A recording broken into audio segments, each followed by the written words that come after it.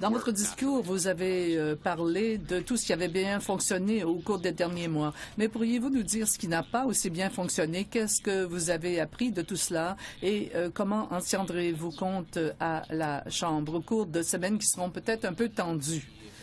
Eh bien, nous avons insisté dans toute la campagne et depuis que nous sommes au pouvoir sur le fait que nous devons écouter tous les points de vue qui sont exprimés par les Canadiens et que nous devons comprendre les préoccupations et les enjeux qui importent aux gens. Et nous pouvons toujours améliorer cela. À cet égard, au sujet de la réforme démocratique, est-ce que vous pensez qu'il faudra qu'il y ait au moins un autre parti qui donne son aval à ce que vous allez proposer pour que ça soit légitime auprès des Canadiens? Eh bien, nous avons travaillé très fort pour montrer que notre approche, c'est d'écouter les Canadiens, de les consulter lorsque nous discutons des valeurs qui sous-tendent notre système électoral et notre système de gouvernement. Comment faire pour tenir compte des préoccupations des gens au sujet des diverses options revêt beaucoup d'importance. C'est une des clés de notre succès si nous voulons améliorer le système électoral. Global, je voulais vous poser une question au sujet des changements proposés au statut du parti. Je sais qu'il y a beaucoup de délégués qui sont favorables à ces changements, mais j'ai parlé à un certain nombre de gens qui craignent que cela va concentrer les pouvoirs dans les mains du Premier ministre. Est-ce que vous pensez que c'est le cas? Non. Comme dans mon discours, j'ai dit que c'est une occasion de mieux permettre à la base du parti d'être mieux en contact avec les dirigeants du parti.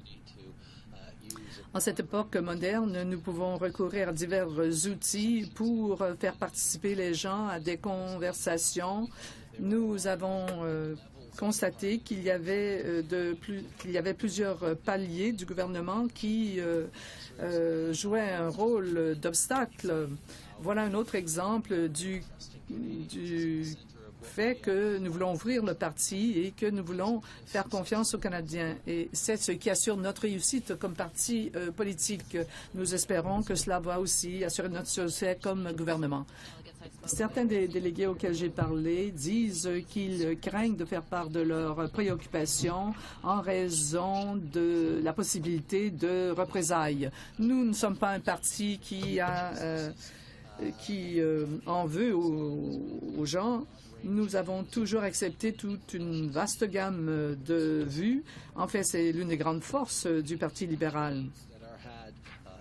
Les débats qui ont lieu à la Chambre des communes reflètent les vues qui sont exprimées par les membres du caucus qui représentent les Canadiens d'un coin du pays à l'autre. Ces positions reposent sur des valeurs communes. Alors, ça ne m'inquiète pas. Bonjour, Monsieur le Premier ministre. L'ambassadeur du Canada en Irlande, Monsieur Vickers, a bousculé un manifestant pacifique. Au Japon, vous avez dit que vous n'étiez pas au courant. Est-ce que vous avez parlé avec M. Vickers? Est-ce que vous allez le rappeler au pays? Que pensez-vous d'un ambassadeur qui se comporte de cette façon? Eh bien, c'est toujours facile de se prononcer sur les choix que font les gens dans des situations inattendues. Mais les Canadiens s'attendent évidemment à ce que nos diplomates nous représentent dignement. Nous sommes un pays de gens qui croient à l'entraide et il faut faire partie des solutions, non pas des problèmes. Voilà mon point de vue là-dessus. Sur la Constitution, lors de la dernière campagne, le Parti conservateur avait près de 6 millions, 5,7 millions de dollars, le Parti libéral 4 millions. Faites-vous le pari que le membership gratuit va changer la donne en termes de financement du parti? Une des choses qu'on a vues avec la classe de sympathisants qu'on a créée en 2012 pour le parti, c'est d'ouvrir le parti permet à beaucoup plus de gens d'être engagés sans commettre de l'argent de façon formelle. Et une fois qu'ils sont engagés, ils sont plus intéressés à aider parce qu'ils se sentent interpellés par ce que nous faisons. C'est une approche que je trouve essentiel dans l'ère d'engagement politique moderne.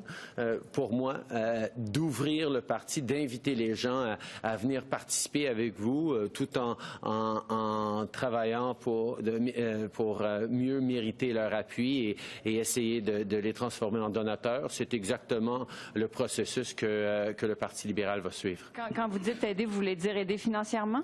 Non, aider par leur travail, leur bénévolat, leur solution à des problèmes dans leur communauté. Le Parti libéral est un parti qui est toujours à l'écoute, et une partie d'être à l'écoute, c'est de demander aux Canadiens de participer dans nos débats pour mieux pouvoir générer les solutions dont les gens ont besoin. Qu'est-ce que vous dites aux délégués qui ont des réticences par rapport à cette nouvelle Constitution?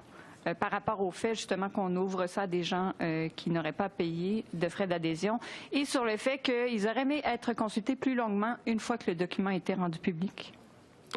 La réalité, c'est que ce qu'on est en train de faire maintenant dans cette Constitution, c'est de bâtir sur tout ce que nous avons fait depuis des années. La classe de sympathisants qui a permis un renouveau et pendant le dernier leadership, mais aussi pendant qu'on bâtissait nos équipes de bénévoles pour la campagne. Ça a été un grand succès. Notre succès en question de levée de fonds, ça a été parti parce que on avait une plus grande capacité de parler, d'écouter les Canadiens, de les communiquer directement avec eux. Alors les gens ici savent très bien que c'est une étape importante. Nous devons avoir confiance dans les Canadiens. C'est ce qui nous a amenés jusqu'ici. Et le changement est toujours... il y a toujours des possibilités que des changements font peur à quelques-uns, mais en général, je pense que les gens savent que nous devons aller de l'avant, et c'est exactement ce que nous faisons. On a eu bien des occasions pour consulter, et quand on continue à créer des règlements spécifiques suite à l'adoption de cette Constitution pour les prochains mois, il va y avoir énormément de consultations aussi sur les détails. C'est un parti ouvert aux gens où le input des Canadiens et des libéraux est extrêmement important. Good afternoon, Prime Minister. Kristen Annabelle from the Winnipeg Free Press. Winnipeg Free Press, avec la vente possible de MPTS à Bell, est-ce que ça va se traduire par une augmentation des frais pour les résidents du Winnipeg, ou est-ce que ça va être transmis à l'organisme de réglementation? Eh bien, comme justement cette entente va être soumise à l'organisme de réglementation, il ne convient pas que je me prononce, sauf pour dire qu'il est bon que les consommateurs aient accès à des services téléphoniques et d'Internet de haute qualité. C'est tout à fait essentiel au 21e siècle. Une bonne part de notre croissance et de notre entrepreneuriat repose sur ces services, et les collectivités marginalisées en particulier ont absolument besoin d'un accès à l'Internet et aux services téléphoniques. Alors, dans ce cas-là, est-ce que vous pensez que Bell va offrir un meilleur accès à ces services dans les parties rurales du Manitoba? Mais comme je l'ai dit, c'est à l'organisme de réglementation de se prononcer. Bonjour, Monsieur le Premier ministre de Brandon. Je suis heureux de vous revoir, pareillement. C'était une élection communautaire amusante, oui, certainement. Est-ce que vous avez parlé ou est-ce que vous allez parler au nouveau premier ministre du Manitoba, Brian Pallister? Et si oui, de quoi allez-vous parler? Eh bien, je me suis entretenu avec le premier ministre Pallister le jour après sa victoire. Je l'ai félicité. Et je lui ai dit que je me réjouissais de travailler avec lui sur les enjeux qui importent aux Manitobains ainsi qu'à tous les Canadiens, les enjeux de croissance économique et aussi la façon de renouveler notre relation Manitoba avec les peuples autochtones ainsi que dans tout le pays. Je me réjouis de le rencontrer un peu plus tard au cours de la semaine lorsque je reviendrai à Winnipeg pour la fédération, pour une réunion. Donc, les libéraux se sont bien tirés à Brandon. Brandon Souris est peut-être encore conservateur. Est-ce que vous avez quelque chose à dire aux 200 000 personnes de l'ouest du Manitoba? Eh bien, comme vous le savez, J'ai appris à connaître Brandon et l'ouest du Manitoba il y a 2 ans. Je suis optimiste à l'égard du travail que nous faisons pour renforcer la classe moyenne, pour créer des possibilités pour tous les Canadiens et pour ce qui est de renouveler les relations avec les Premières Nations. Nous avons plus de travail à faire dans le pays, mais je suis optimiste à l'égard de nos résultats le moment venu. Dernière question. Dernière question. Jim, je vous félicite. Eh bien, ils vont... Le C-14 va être envoyé au Sénat. Vous ne pourrez pas contrôler le processus. Est-ce que vous allez pouvoir respecter la date butoir du 6 juin? Et qu'est-ce qui va arriver si vous ne le faites pas? Eh bien, si on ne respecte pas la date butoir du 6 juin, il y a un certain nombre de gens qui ont dit que ça ne posera pas de grandes difficultés. Et ils ont donné l'exemple du vide juridique qui existe à l'égard de l'avortement. Mais il y a beaucoup de médecins et d'organisations qui craignent vraiment que ce que ça crée, c'est un accès inégal à l'aide médicale à mourir dans tout le pays. Il y a des gens qui, d'après des critères objectifs, devraient avoir accès à l'aide médicale à mourir, qui n'y auront pas accès parce que les médecins vont craindre qu'ils puissent se placer dans des situations juridiques difficiles. Dans d'autres parties du pays, les patients auront accès à l'aide médicale à mourir, alors que, d'après les critères objectifs, ils ne devraient peut-être pas avoir accès à cette procédure. Alors, l'une des choses que la Cour suprême a certainement réclamé, et nous devons certainement y réfléchir, et les provinces l'ont réclamé, c'est-à-dire un cadre cohérent dans tout le pays. Moi, j'espère toujours que nous pourrons respecter la date butoir du 6 juin imposée par la Cour suprême. C'est ce que nous essayons de faire et je crois que le Sénat va travailler comme les Canadiens s'y attendent.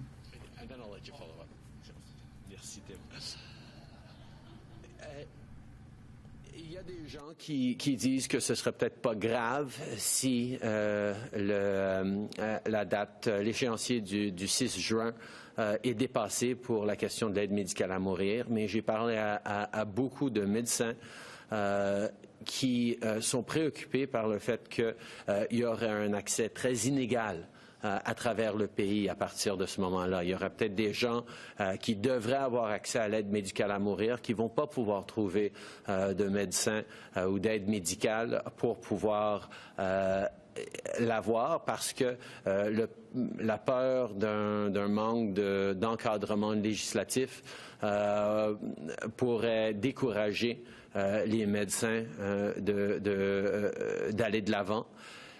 Mais c'est aussi possible que dans d'autres places, il y aurait des médecins ou des individus trop enthousiastes pour l'aide médicale à mourir. Et cette inégalité est très préoccupante pour les Canadiens, pour moi.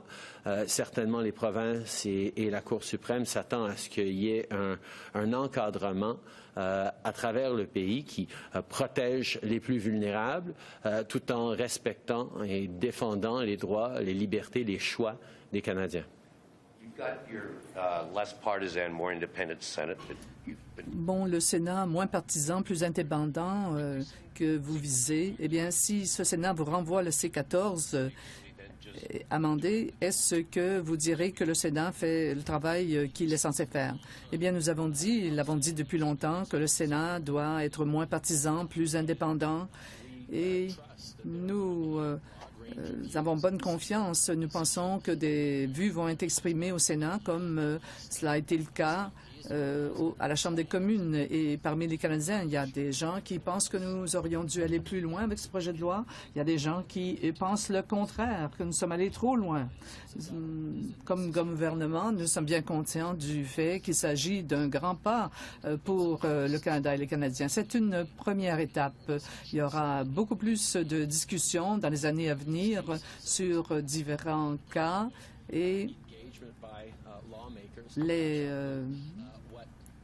les rédacteurs juridiques et les législateurs vont devoir continuer à tenir compte des besoins des Canadiens. Bon, cette première étape est prudente, vise un juste équilibre entre la protection des Canadiens vulnérables et la protection des droits et libertés des Canadiens.